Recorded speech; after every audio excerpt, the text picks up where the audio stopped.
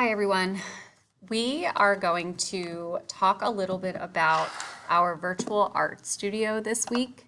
One of those components is going to be organizing your work. Now, in a normal classroom situation, you would probably store your in-progress artwork in the classroom. Well, since we can't do that this year, it's going to be incredibly important that you take great photographs and organize those photographs in Drive. So let me show you how to go about doing this. Keep in mind that my Google Drive is going to look a lot different than yours, because everyone's Google Drive, looks different than everyone else's. Here's what you need to do.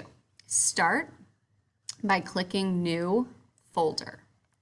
I want you to title that folder Art 1 and hit Create.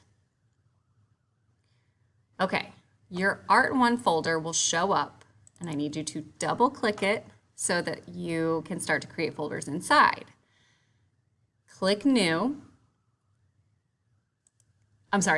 Folder again inside of that folder and title this your first project. So let's title this Google Meet Cards and create. The photos that you take of your artwork throughout the year are going to go into these project folders. So what you would do is you would open the folder. If you're doing this from your Drive, you would open the folder and then New File Upload. Or if you're doing it from the app on your phone, which is probably the easiest way to upload a photo because you're probably taking the photo with your phone, is to download the Google Drive app and just use the plus sign down in the bottom right-hand corner to upload the photo that you just took. Get in the habit of doing this often, okay? You can even upload videos.